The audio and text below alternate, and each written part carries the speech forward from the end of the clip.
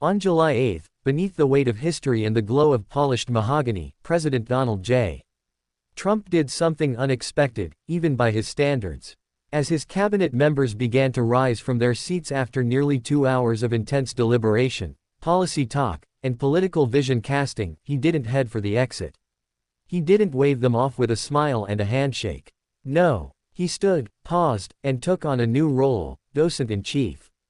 Yes, the 45th President of the United States transformed the historic cabinet room of the White House into a personal museum, a gallery of presidential aesthetics, a curated canvas of his own making.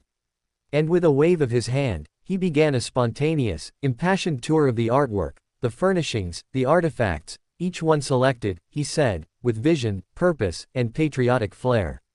This room was built in 1934, he began, his voice echoing off the high white walls that have seen more history than any museum could catalog. And it's a very beautiful room.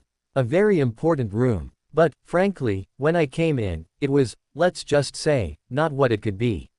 He walked to the left wall and gestured with a flourish. It had some pictures, he said, waving his hand dismissively. There were not many of them. And not very good ones.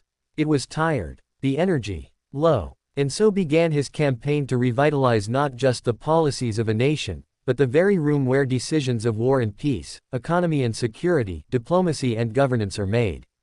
You know I have an eye, he added, half to his cabinet and half to the ghost of Lincoln that might still linger in those walls. I know how to make a room speak. I know how to make a room inspire. This room should say something about power. About America. And so he sourced. He visited the State Department. They had amazing things just collecting dust, and pulled from its vaults treasures long hidden. Portraits of American leaders. Landscapes of hard-fought battles. Naval ships powering through violent waters. Eagles soaring. Cities rising. Each piece had a story. Each piece had a mission. Each piece, according to Trump, brings the room back to life. He paused at one particularly dramatic painting, a stormy sea, a lone ship, defiant against the waves.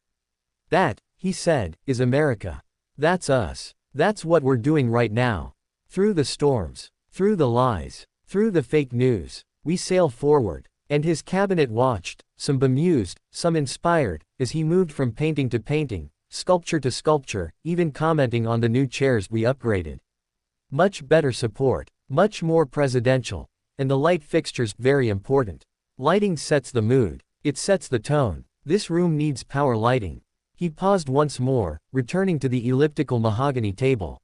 You know, this table, this was where Roosevelt sat. Where Kennedy sat. Where Nixon, Reagan, all of them sat. But now it's ours. And I wanted this room to remind us that we don't just sit here to talk. We sit here to decide. To act. To change the world. He pointed to a new addition, an American flag, taller than the others, framed in gold. It's not just a flag.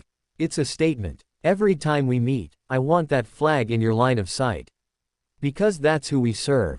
He looked to his right, then his left. And look, you can feel it now.